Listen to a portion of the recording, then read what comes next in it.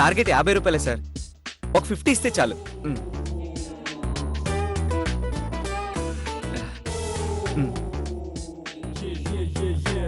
చూడ్రా, ప్రేమనది కొత్తలో పరిగెత్తేలా చేస్తుంది. వన్స్ అందులో పడితే భవిష్యత్తులో నడవడం కాదు కదా, లేచే ఛాన్స్ కూడా ఉండదు.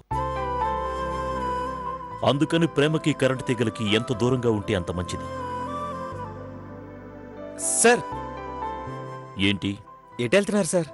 నువ్వెటెళ్ళాలి? ఇటే సార్. ఎక్కు. మీరు కూడా ఇటే వెళ్తున్నారు సార్? నీకు ఆన్సర్ కావాలా, లిఫ్ట్ కావాలా? లిఫ్టే కావాలి సార్. మరెక్కు. Thank you sir.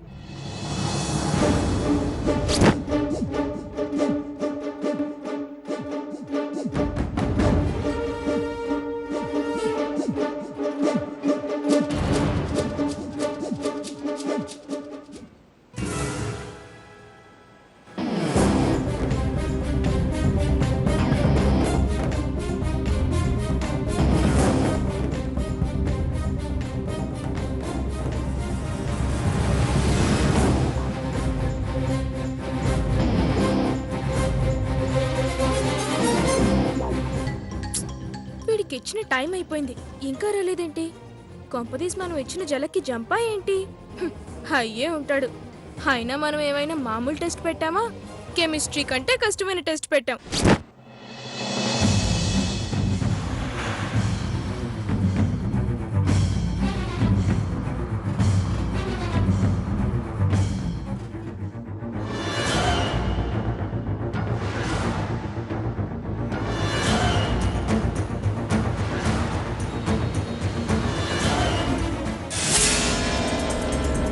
బావకారులా ఉంది. Thank you so much sir. బావకారే కరెక్ట్ గా ఇక్కడే ఆపాడు. కొంపదీసి చూసాడా ఏంటి? వీడేంటి బావకారు నుంచి దిగాడు? అంటే వీడు బావకు తెలుసా? అమ్మో, అయితే మనం ఇక్కడ నుంచి జంప్ అవ్వాలి. ఇక్కడే ఉంటానందే.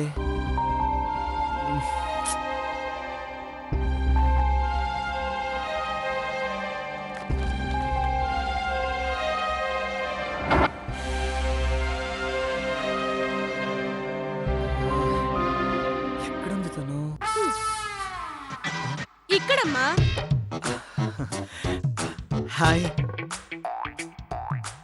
మేడం, మీరు చెప్పినట్టే అప్పు చేయకుండా, ఎవ్వరిని మోసం చేయకుండా కష్టపడి 500 సంపాదించాను. పదండి భోంచేద్దాం. అది సరేనమ్మా. ఇందాకేంటమ్మా కార్లోంచి దిగావు? అతను నీకు తెలుసా? తెలీదు మేడం. కార్ తుడిచాను, 100 ఇచ్చారు. రిక్వెస్ట్ చేశాను, లిఫ్ట్ ఇచ్చారు. అవునా? అలాగే రిక్వెస్ట్ చేసి భోజనానికి కూడా పిలవకపోయావా? ఓ పని అయిపోయేది. పిలుద్దామని అనుకున్నానండి, కానీ ఆయన కాస్త డిఫరెంట్ మనిషిలా ఉన్నారు. ఏమండి, జనరల్ గా ఎవరన్నా అలా పరిచయం అవడం ఆలస్యం. ఎదుటి వాళ్ళకి విసుగొచ్చేదాకా ఓ వాగేస్తూ ఉంటారు నీలాగా. కానీ ఆ సార్ మాత్రం అలా కాదండి. ఎంత కావాలో అంతే మాట్లాడతారు, ఎంత అవసరమో అంతే వింటారు. అంతకు మించి ఒక్క ముక్క ఎక్కువైనా ఇక చెప్పించాలి అని ఆపు అని చూపులతోనే చెప్పేస్తారు. ఒక్క ముక్కలో చెప్పాలంటే మిస్టర్ పర్ఫెక్ట్ అండి. ఆ విషయం మాకు తెలుసులే. మీకెలా తెలుసండి? ఎలా అంటే ఫేస్ రీడింగ్. ఆ ఫేస్ నిందాకే చూశాను కదా, అప్పుడు చదివేశానులే. మీరు చాలా గ్రేట్ అండి. మరి మా కాలేజ్ అంతా ఇదే టాక్ కదా. ఓహో, సరే ఇక భోంచేద్దాం పదండి మేడం. నువ్వు వెళ్ళి చెయ్యి. మరి మీరు? నేను చెయ్యను. అదేంటి మేడం, ఇంతకు ముందు చేస్తానని మాట ఇచ్చారు కదా. ఇప్పుడు చేయనని చెప్తున్నాను కదమ్మా. దీన్నే మా ఊర్లో తొండి అంటారు మేడం. కానీ మా ఊళ్ళో రూల్స్ పాటించడం అంటారు. ఇచ్చిన మాట తప్పడం, రూల్స్ ఫాలో అవడం ఎలా అవుతుంది మేడం? ఎలా అంటే కండిషన్ ప్రకారం నువ్వు గంటలోపు వచ్చేయాలి, కానీ 10 నిమిషాలు ఆలస్యంగా వచ్చావు. 10 నిమిషాలే కదా మేడం. 1 మినిట్ ఆలస్యమైనా ఎంసెట్ ఎగ్జామ్ హాల్లోకి రానివ్వరు కదమ్మా. ఎగ్జామ్స్ అంటే అలా ఉంటాయి మరి. ఇదిగో నీ ఏటీఎం డబ్బులు. ఫీల్ అవ్వకు, ఏం పర్లేదు. ఈ సంవత్సరం ఎగ్జామ్ రాయలేదనుకో, నెక్స్ట్ ఇయర్ రాసుకుంటాం, సరేనా? ఇలా కాదు, ఇల్లు ఎక్కడో తెలుసుకుంటే కలుసుకోవడం చాలా తేలిక.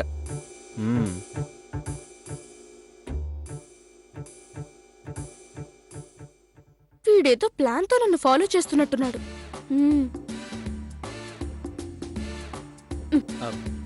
ఏంటమ్మా, ఆటో ఎక్కించడానికా? లేదు మేడం, టాటా చెప్పడానికి. పర్లేదమ్మా, బాగానే అడ్వాన్స్ అవుతున్నావే. ఆటో ఆటో ఎక్కడికి వెళ్ళాలి మేడం? కుకట్పల్లి.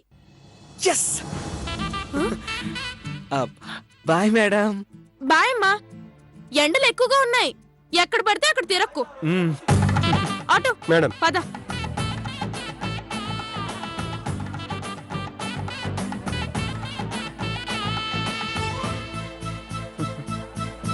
ఆటో రైట్ తీసుకో, రైట్. అటు వెళ్తే జూబిలీ హిల్స్ వస్తుంది మేడం. మనం వెళ్లాల్సింది కూడా అట్టే.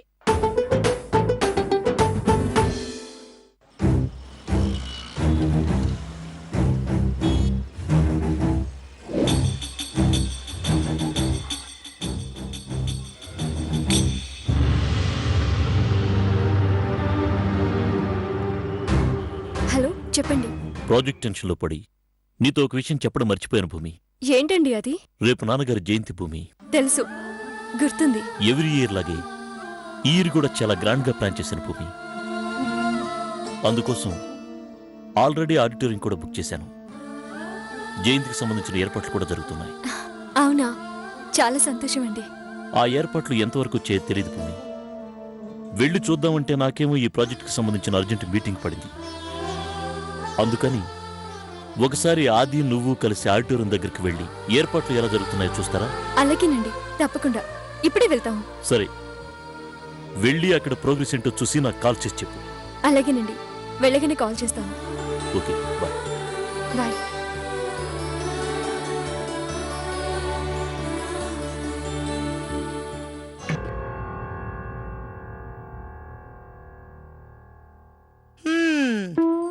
అదృష్టం ముందు నుంచి పిలుస్తూ ఉంటే వెనకున్న దురదృష్టమే బాగుంది అన్నారంట. వెనకడికి ఏం చేస్తాం?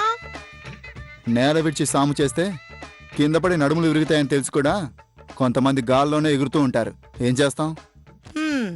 అమ్మడు, చదువుకుంటున్నావా? చదువుకో చదువుకో. ఇంగ్లీషా? నాకు అర్థం కాదుగా, నేను జంతికలు తింటానులే. అమ్మడు, ఏంటి? జూబ్లీ హిల్స్ లో గజం స్థలం ఎంత ఉండొచ్చు? ఏ ఊళ్ళో ఉన్న ఎకరం పొలం అమ్మికొంటారా ఏంటి? ఇదిగో అబ్బాయి, ఈ ఎటకారాలే వద్దనేది. ఎలా కొంటామో ఎక్కడ కొంటామో మా ప్లాన్లు మాకుంటాయి. పగటి కలలు బాగానే ఉన్నాయి. ఆది, ఏంటోదినా? ఆ ఆది వచ్చిందమ్మా సీతాదేవి. ఏంటోదినా? ఇప్పుడే మీ అన్నయ్య ఫోన్ చేశారు. ఆది ఏమన్నారు? అదే ఆది, రేపు మీ నాన్నగారి జయంతి కదా. ఓ అవును కదా, షిట్, మర్చిపోయాను. ఇంట్లో ఒకటే టెన్షన్స్. వీటి గురించి ఆలోచించలేక తల పగిలిపోతుంది. ఇంట్లో ఏ విషయం గురించి ఆలోచించే పరిస్థితి లేదు. పర్లేదులే ఆది, ఏం బాధపడకు. మీ అన్నయ్య ఆల్రెడీ ఏర్పాట్లన్నీ చేసేశారు. అవునా? అసలు అన్నయ్య చాలా గ్రేట్ వదినా. ఎన్ని పనులున్నా, ఎన్ని టెన్షన్స్ ఉన్నా సరే ఇంటికి సంబంధించిన ప్రతి విషయాన్ని పర్ఫెక్ట్గా గుర్తుపెట్టుకుంటాడు. అంతకంటే పర్ఫెక్ట్గా ఆ బాధ్యతని నిర్వహిస్తాడు. Really so great. ఆది, ఏంటోదినా? మీ అన్నయ్యకి ఆఫీస్లో అర్జెంట్గా ఏదో పనుందట. అందుకని మనిద్దరిని ఆడిటోరియానికి వెళ్లి ఏర్పాట్లు ఎంతవరకు వచ్చాయో చూడమని చెప్పారు. అంతకంటేనా? వెళ్దాం పద. సరే. ఒక్క నిమిషం పదోదినా. రా.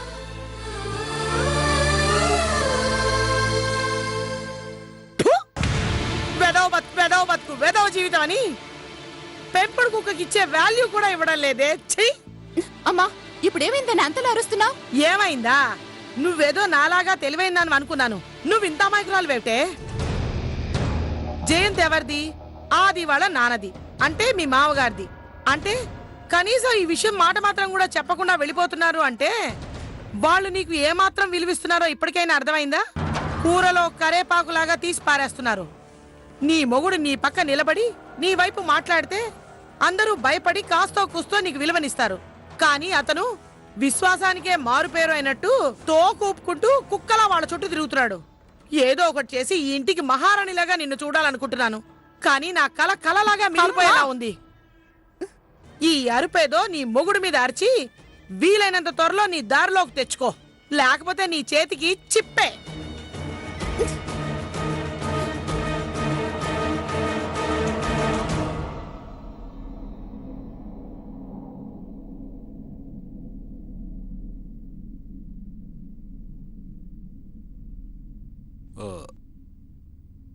చెప్పమ్మా. రోజు రోజుకి అవమానాలు ఎక్కువైపోతున్నాయి. నేను ఇక్కడ ఉండలేకపోతున్నాను. మళ్ళీ ఏమైందమ్మా? రేపు పెదమావయ్య గారి జయంతంట. అవును, అయితే అంటే జయంతిని మీకు కూడా తెలుసా? నా అన్నయ్య పుట్టినరోజు నాకు తెలియకుండా ఎలా ఉంటుందమ్మా? ముందేం జరిగిందో అది చెప్పు. జయంతి వేడుకలు చేస్తున్నారు మావయ్య. కనీసం నాకు ఒక్క మాటైనా చెప్పలేదు. చెప్పకపోతే చెప్పకపోయారమ్మా, దానికెందుకు అంత బాధపడటం? ఎవరో ఒకళ్ళు చేస్తున్నారు కదా, చేయని. ఏంటి మావయ్య మీరు కూడా ఒక్కసారిగా ఇలా మాట్లాడుతున్నారు? చూస్తుంటే మీలో ఏదో మార్పు వచ్చినట్టు అనిపిస్తోంది. మార్పు లేదు, ఏమీ లేదు. నువ్వేమి టెన్షన్ పడకు, ప్రశాంతంగా ఉండమ్మా. అదేంటి మావయ్య? నాకు అర్జెంటుగా పని ఉంది, నేను తర్వాత మాట్లాడతాను. ఉంటాను. మావయ్య మావయ్య ఏమన్నాడే? చేసుకుంటే చేసుకున్నారులే, నువ్వేం టెన్షన్ పడుకో అన్నారు. అవునా, అయిపోయింది, అంతా అయిపోయింది. నీ వెనక నేనుంటాను, అవసరమైతే యుద్ధం చేస్తాను, అవసరమైతే ప్రాణాలు ఇస్తానని పెద్ద పెద్ద డైలాగులు చెప్పాడు. ఇప్పుడు ఇలా మాట్లాడుతున్నాడు అంటే ఖచ్చితంగా ప్లేట్ మార్చాడు, అనుమానమే లేదు. దేవుడా, ఎవరయ్యా మాకు దిక్కు? ఏదో కొంపలు మునిగిపోయినట్టు ఏంటి అరుపులు? అసలేం జరిగిందో తెలిసాక మాట్లాడదాం. రేయ్,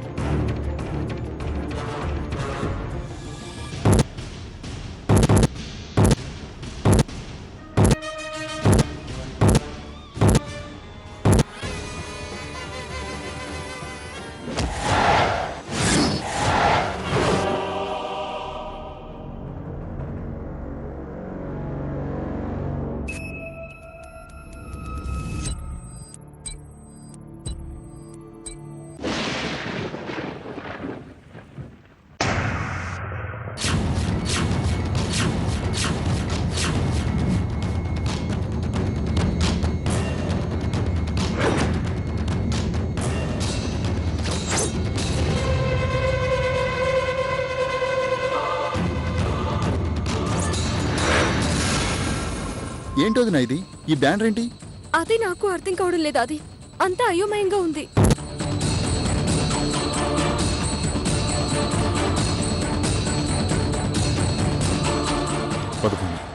ఏమండి, ఒకసారి ఆ బ్యానర్ చూడండి.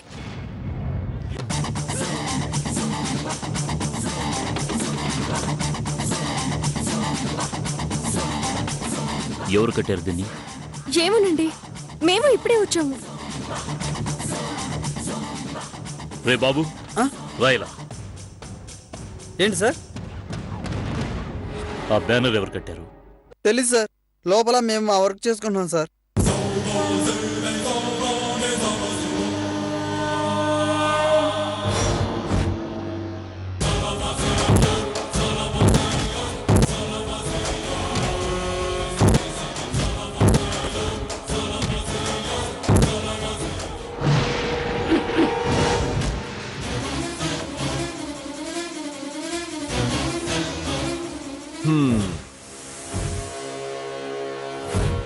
అర్థమైందనుకుంటా.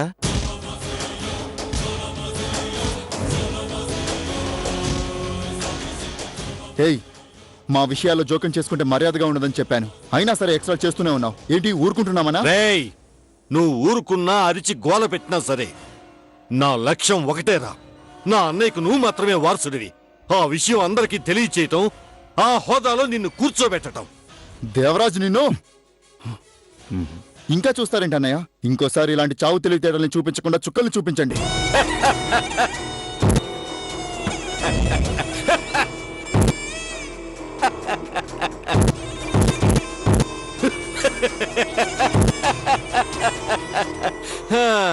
అవునా, అలాగా?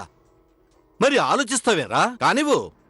రే ఆది, నువ్వు కేవలం ఆవేశపరుడు మాత్రమే, కాని ఇతను ఆవేశంతో పాటు ఆలోచన కూడా కలిగిన వ్యక్తి. అన్నిటికీ మించి ఎప్పుడు ఏం చెయ్యాలో ఏం చెయ్యకూడదో తెలిసిన గొప్ప వివేకవంతుడు. అభితో పెట్టుకుంటే చావుకు పాస్పోర్ట్ రెడీ చేసుకున్నట్టే అని నా ఇంటికి వచ్చి నాకే వార్నింగ్ ఇచ్చిన వ్యక్తి. ఇంత జరుగుతున్నా మౌనంగా ఎందుకున్నాడో తెలుసా?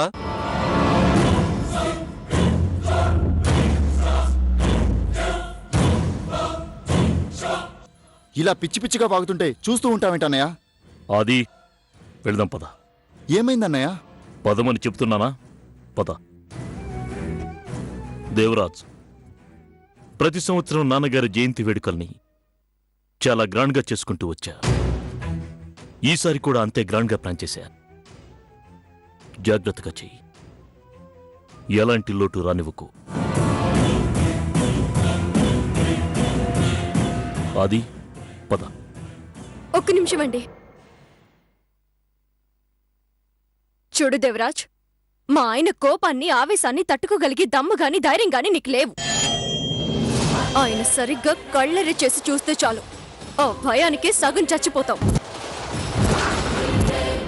చూడు, నువ్వు చూపించిన ఈ అతి తెలివితేటలకి సమాధానంగా అభిరామ్ పేరు గుర్తొస్తేనే భయపడేలా చేయగలరు. కానీ ఏదో కారణం ఉండే వెనకడుగు వేస్తున్నారు.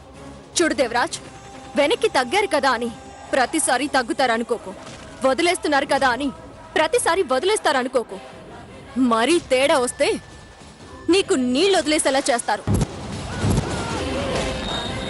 మైండ్.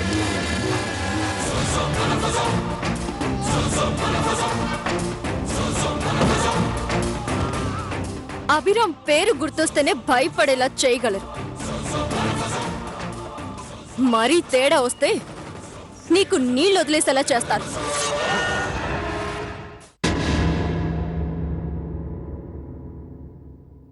లేదన్నయ్య, నేను వెళ్ళనంటే వెళ్ళను. ఆది, ఏంటన్నయ్య నువ్వు కూడా? నువ్వు లేకుండా నాన్న జయంతి వేడుకలు చేయాలా? ఇదేమైనా బాగుంటుందా అన్నయ్య? అసలు ఎలా వెళ్ళగలనన్నయ్య? తప్పదురా. అది కాదన్నయ్య, మనం ఏర్పాట్లు చేసుకున్న ఆడిటోరియంలో అతనెవరో వచ్చి పెత్తనం చేస్తుంటే 4 పీకి బయటికి నెట్టేయక ఎందుకు తలదించుకోవాలన్నయ్య? అమ్మ కోసం. రేయ్, ఆడిటోరియం దగ్గర అతను చేస్తున్న ఎక్స్ట్రాలకి సమాధానం చెప్పడం నాకు అరక్షణం పనిరా. కానీ నాన్న జయంతి వేడుకల్ని అడ్డు పెట్టుకుని అదే అవకాశంగా నేను సొంత కొడుకును కాదు అన్న నిజాన్ని అందరికీ తెలిసేలా చేయాలని పెద్ద ప్లాన్తో వచ్చాడ్రా వాడు. వాణ్ణి వాడి ప్లాన్ను ఎదిరించి ముందుకెళ్లగలను. వాడి ముందే దగ్గరుండి నాన్న జయంతిని నిర్వహించగలను. ఆ ప్రాసెస్లో నా గురించి నలుగురికి తెలిస్తే బాధపడతేనే తప్ప భయపడనరా. కానీ ఈ విషయం తెలిస్తే తట్టుకునే ధైర్యం అమ్మకలేదురా.